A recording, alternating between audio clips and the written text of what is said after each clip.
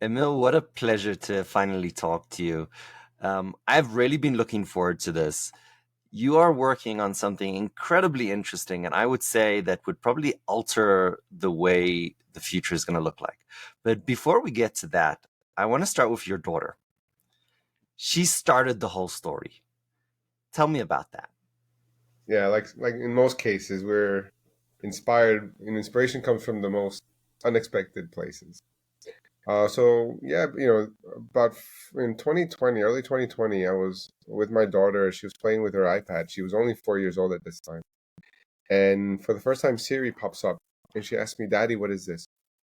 And I said, "Honey, this is Siri. She's like a friend. Say hi, Siri, and ask her a question." So as you can imagine, a 4 year old mind thinking, what to ask Siri, and she says, Right. "Hi, Siri, do you have a mommy?" And then she says, "Siri, do you like ice cream? Show me your toys." And she started having a conversation with Siri.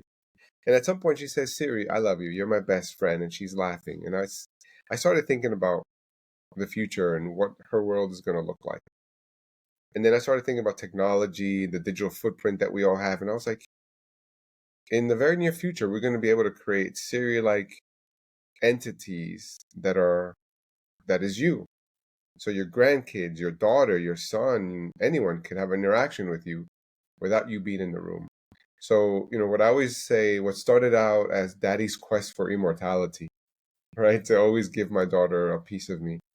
It actually ended up being something far greater for mankind, where we built a platform where anyone, anywhere, in any language, can basically upload their information, upload their minds, and create a AI agent that is them.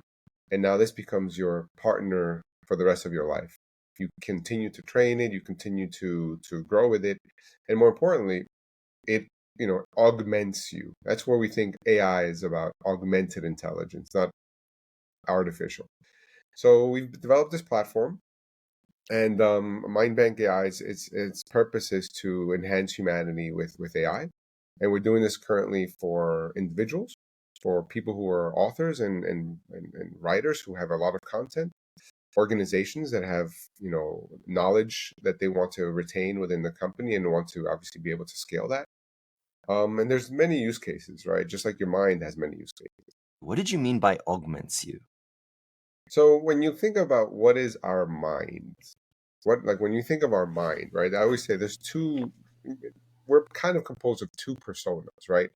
There's Ari, the dad, the husband, the person, and then there's Ari, the worker, the person who produces things, the creator, right? And all of these different personas are intertwined in our mind, and all of our experiences feed off to support each other, right? So what we're able to do is basically duplicate that, right? And now once you put that into a digital entity, you're infinitely scalable, right? Now Ari could be sleeping, and if I have a question that I want to ask him, I could ask his digital twin, right? Ari may have passed away, Grandpa Ari, and if you want to find out how he met Grandma and have that part of the legacy within the family told from the person's mouth, right? It's a much more powerful story when it's from the person retelling it. But what I mean by augmentation is I don't see AI as it's going to eat your babies and take your job, right? It's AI is going to augment you, and we've had tools in our evolution from the beginning of mankind to Right. augment our abilities to produce, augment our ability to survive, augment our productivity. AI is just another tool to augment our intelligence, right? Everything's been physical from now on, if you think about it. Elevators help us go up. Horsepower, it's horses that were pushing a cart. AI is now the brain power that's being put into turbocharge. And that's what we're facing now. How do you bring that down to the consumer? How do you bring that down to the individual? It's a challenge, right? There's infrastructure and this and that and the other, where we've built that infrastructure so anyone could upload documents, upload their voice. We've got a digital twin for you in minutes. How you then continue to train that digital twin in your lifetime, that's a whole different story. How a corporation might say, Ari's leaving the company. Let me make a clone of Ari like entity so that job role, continues to be fulfilled by someone who's had a lot of experience in the company, right? So you see, for example, baby boomers leaving. People have been in the company for 30 years, 40 years. That's something that a lot of corporations are trying to retain somehow. And I think we've built a solution that can definitely help in that space. It takes a maturity of understanding that moment and reflecting on it, just how anyone does about the day. What did I, what happened today that has legacy value? Because most of our life doesn't, right? It's Right. just it's just pick up the kids, take them here, take them there. And if you think about the social footprint most people have, it's pretty garbage, right? It's like, oh, I took a picture of my Right. taco and got 15 likes on Instagram. Who cares? Right. But when you have an interaction with your son or daughter about a bully, or you have an interaction with your kids about, why you divorced your partner, that these deep conversations, have different meanings at different stages in their lives. The story doesn't change, Right. right? Your perspective pretty much stays the same. But and that's the power of this, right? Now, what I mean by that is that you need to have a certain level of maturity on the customer side to understand that a legacy is important. What I have to say to my, for my legacy is a value.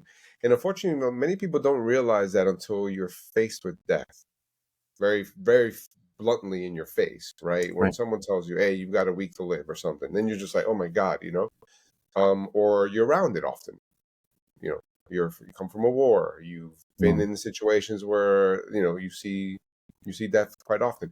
I think those people tend to have a what I like to call the personal expiration clock on themselves. Right. Right? I've got an expiration date. You know, Everybody. Yep. and I did this for myself like in my 20s. Right? It doesn't necessarily mean I'm going to die, but it Right. means that I'm going to be productive, probably within this window of time. And then you start thinking about that. It's like, wow, it's the older you get, the closer that expiration date comes, and you get this little fire inside you. Do you notice when you're using MindBank that it's changing the way that they reflect about their own lives? For myself, definitely. We don't dive into our customer data and kind of understand, right? But I definitely know from two sides. One, personal, right? Self-reflection is definitely an interesting tool that we as a society have lost, right? If you think of prayer, that's a self-reflection Mm. ritual that we've lost as a society. Not lost, but at least it's definitely not as prevalent as it was before. And then when you look at, mental health and various studies around the benefits of journaling and things like that for PTSD, anxiety, depression, everything you can imagine, it's shown massive beneficial benefits, to the point that our technologies at, at this very moment is we have a grant for it to be used by the Air Force as a grant study for mental health. Right? It's they're looking at this as a new tool for what's called remote patient monitoring. Mm. Right? Because one thing is, as you build your digital twin, you upload data, right? Right. But on the backside of that is that we analyze that data for emotions and personality to build out your digital twin's personality, basically. And what you get presented is a dashboard of your mind, Mm. right? And obviously, as time goes by, you have ups and downs and sideways, and you can see your emotions and you can see the wave of change. And that's really interesting because, when you look at the quantitative self, we have data about a lot of ourselves, right? Financial data, to some extent, health record data, right? Education data, right? LinkedIn and all that stuff. But do we know how Ari has changed mentally in his life? How are you as a teenager, 20-year-old, 30-year-old dad, and then attribute moments in your life that would have changed your personality? That's where it's really, really powerful from a self-reflection perspective, right? Because you can see your change now. How have you seen changes in yourself based on the self-reflection process? So I can tell you a very specific story. So I got this idea from MindBank in January 2020. And in January 2022, we had launched the product maybe, I don't know, 6 months, a little bit more than 6 months before. My ex-wife passed away suddenly. So the mother of that 4-year-old daughter that, now she's 6, and I have to tell her mommy died suddenly. Um, I continued to basically use the platform. I was divorced at the time, so now my daughter's full time with me. So as you can imagine, it was a definitely a tough time for everyone, and it still is, you know. But what happened was that I was able to take all my data and look at the year, Mm. and I can tell you when I started getting better mentally. I see it in the data, right? I can tell you it was like 6 months from January to about October. It was like, right, and around October is when it started kind of going back to baseline, right? Going back to normalcy in some ways, emotionally speaking, at least. Right. I can also see my personality, how during that period I was more closed, just not really, let's say, not just much more closed. Let's put it this way, right? So, openness is one of the things we measure, neuroticism, a few other ones. But you can see how my personality went like this in the first side of the period, and then opened up in the second part of the period. So you see openness, you see kind of getting back to better. So what I mean by that is that that's a really clear, concrete use case for me, how I went through that trauma, that loss, and um, and was able to track it, at least visualize the problem, right? And this happened after the fact. I didn't notice, to be honest with you. It's after the fact I noticed, like, wow, I can see my change. That's one example, which is why I think it's very powerful now to start, using it for what I call mental strength, right? And resiliency and like anything in life, your brain is a muscle. It is an electrical muscle, and you need to train it. You need to kind of take care of it. And just like, you think of how much time people spend on treadmills and tracking their fitness and all that. We do nothing for our minds in that respect. So this kind of helps you with that tool, right? From an introspective perspective. But the output is a digital twin of you that anyone can have a conversation with, right? And if you're open to having those tough conversations with yourself and allowing others to kind of access to that, then you've got a digital twin that's very close to who you are, which is why I say that's the persona. But Ari, you might want to build one for work. Completely different data set, different use case, different, you're not going to talk about your personal loss in your business use case, right? You don't have to. You could, but you don't have to. And I think that's where the AI agents start falling, into place, where you have one, let's say, MindBank, but two agents, the personal, the dad, and the worker. And that's kind of the infrastructure that we've built out for the. So let's dive into the business side of this. How are companies using MindBank today? For what purposes? So the first and foremost, it's augmenting intelligence, what's called workforce intelligent automation. What that means in layman's term is you've got all this documentation about the business, about a job role. And usually if to service a client or ask answer an FAQ, you have to, query that document, or somehow someone has to talk about that, right? So we're able to do, so let's say, I'll give you an excellent use case, a professor. Here's a professor, a lot of knowledge in their brains. They've published papers, they've been on TED Talks, they've been on TV or whatever. We can take all of those interviews and all of that content, all of that things that they've created in their lives, ingest it into our platform. We clone their voice, measure their emotions and personality to kind of give them a bit of some feel.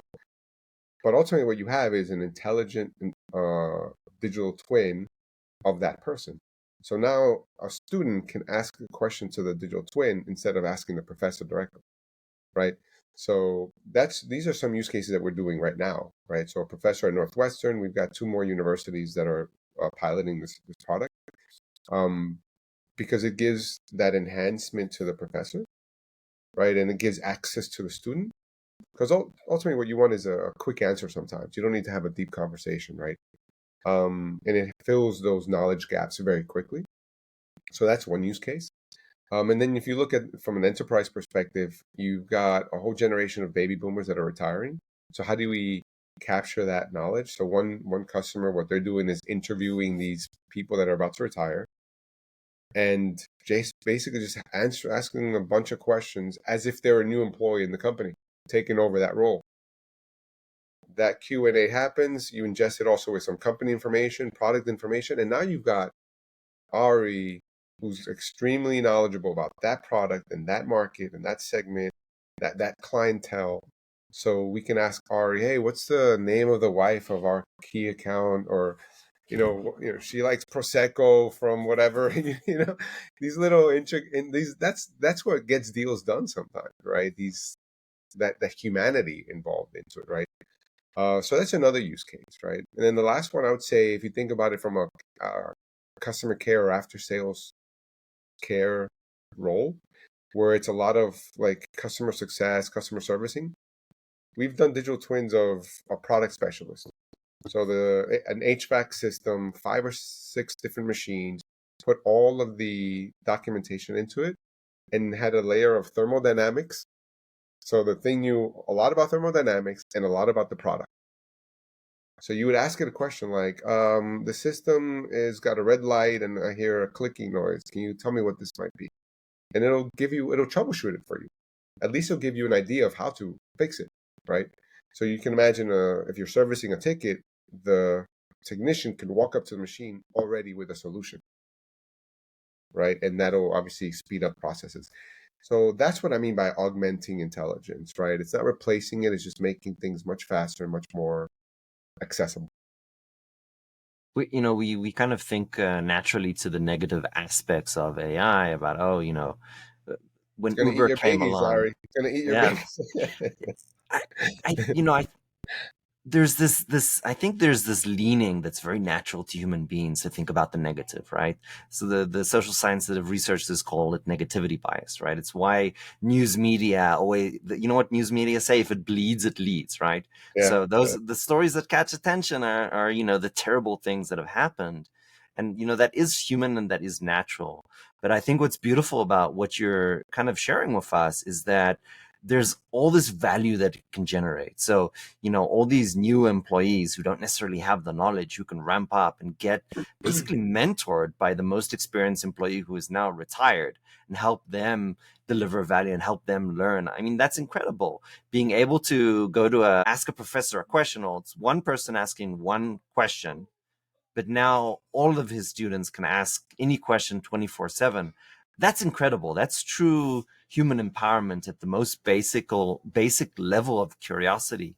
So I'm sure there's going to be good and bad, but I think we're hugely underestimating the value that tools like MindBank and AI can drive to us. And at the end of the day, I would argue that AI is just like a hammer, right? You can be a criminal, you can pick it up and you can hit somebody on the head, or you can build a house. But exactly. at the end of the day, it's just a tool. It's not good or evil. Exactly, exactly. And I attribute it to much more like fire. It could burn you, or it could give you Right. life. It could cook your It's food. It's very much. It's got a lot of legs, let's say. But yeah, definitely, definitely. But what's interesting is that I see it. Like I said, I started this in 2020, and in 2020, people thought I was crazy. They were like, there was like, technology is going to come in 10 years, 20 years, like, and it's here. It's here today. Like you can make a digital twin of yourself today. Sound I, like you I- know, I'll know, I'll know. confess. Before ChatGPT hit, I was like, "This is all bullshit. We're nowhere close to being able to do this stuff."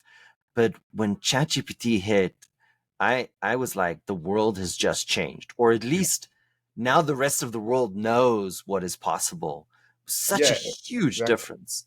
And I was lucky to see ChatGPT and DeepMind. They were like, I started this in 2020, and literally like 2 months Wow. later, I saw that DeepMind and ChatGPT both got, which was OpenAI back then, both got $2 billion investments. And so I was like, okay, I'm not going to tackle the LLM problem. Right. Like, Right. some these guys are going to crack that nut. I'm going to Right. tackle the personalized AI problem. Mhm. Because I always say like LLM is not the cure all be all, Right. because an LLM is a large language model. English is a large language model. Right. Spanish is a large language model. However, our experiences of that language change our output, right? Your education Right. changes the way you speak. What country you were educated changes your accent, right? All of these things change your language model in a personalized manner. So what we focus on is how do we make and take advantage of LLMs, which is just another tool, but really personalize it so that Ari's digital twin is as close as possible to him. right? And then add that layer of knowledge to not only an organization, but more importantly to his family, Right. right? Because that's a wealth that is always lost, right? And Absolutely. now you can start keeping that. And that's why we call it the mind bank, right? It's about storing wealth, and it's the wealth that's in your mind. I love that. So we talked a little bit about the risk associated. Security of your mind bank is incredibly important. Tell us a little bit more about the risks that you've identified and what mind bank is doing to prevent them. So from a data privacy perspective and data residency perspective, we've always had the, let's say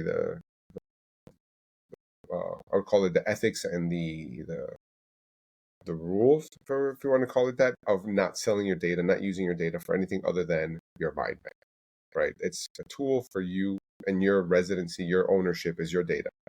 From that perspective, we've always had security at the top of our list, right? Because it is about building trust with our user base, trust with our clients. And we've got, as a Microsoft for um, startup, right? We get a lot of support from them, not only from credits, but also from technical support and auditing. The head of our security CTO, he's actually comes from the NSA, so he was a security. He's a security is his backbone, right? Is what he specializes in. And lastly, when you think of where we are going as a company, right? We've always wanted to go into a Web3 interface, right? Infrastructure, so that then even more so, it's the data is in your possession, literally, right? Um, we're not there yet, but we will get there very soon. And also lastly, from a technology perspective, only one person has access to the database right now, right? That's our CTO. So there's no one else that needs access. No one else will get access. And we want to keep it at that level so that very few people have access to it and will ever have access to it. And in addition to IT security, you've invested quite a bit in compliance. Because we're making efforts into the health care sector, we have obviously gone into the HIPAA compliancy. The other reason we're half our team is based in Europe, and I'm actually calling you from Europe right now. So GDPR has always been a necessity as well. And lastly, because we want to be, and we're always are actually, a multilingual global company, we're looking at other compliances, because it's not just about HIPAA and GDPR, but it's the CPA. In every country almost, you have your own thing. But ultimately, I think when it comes to a company, the first and foremost, it should be down to the ethics of a company. What is the purpose of this company? Like, our purpose is not to sell you soap, you know. Our purpose is to enhance your ability as a human being to produce, Mm. to live longer, albeit digitally, and obviously in a secure manner is most importantly, right? Something that you can also ethically and legally leave behind to someone as well, right? I can imagine a world where Ari donates his mind bank to the Mm. world, right? That'd be such an interesting thing. We're not there yet, but I think we're looking at ways of how do we make this a collective intelligence. There's a lot of famous historical figures with massive amounts of intelligence written, Einstein or Socrates or whatever. Have you done any kind of work to kind of take that massive amount of knowledge and, like, here's your digital Einstein, and ask him a question? So we took Ben Franklin's memoirs. So Mm. he has a number of volumes of memoirs, and we took it and ingested it into our platform, cloned, grabbed a voice from that sounds like Ben Franklin, let's say, or we think sounds like Ben Franklin, and we made a digital version of Ben Franklin. And the purpose of that was as a use case of, like, listen, you can do this as well Right. relatively quickly. Also, from a historical figure perspective, I think a lot of what Ben Franklin has said in the past is very relevant today. If Mm. you look at even immigration, they had immigration issues Right. back then. It's really good. Like, because I was reading the data as we were uploading it and kind of cleaning some stuff up, and I was like, wow, he's like basically dealing with the same issues: Right. inflation, immigration, like security. It was like exact same issues, just from a different context.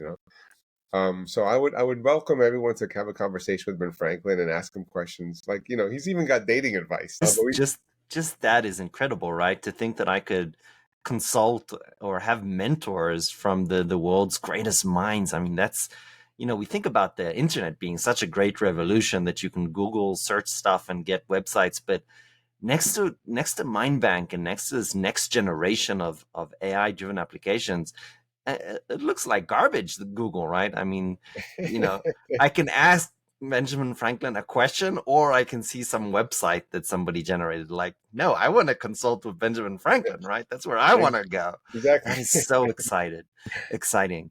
Yeah. This is Emil. I am so excited to see where your company is going in the future. I think there's just so many opportunities. Your biggest problem is just probably to decide what you're going to do next. It Um, definitely is.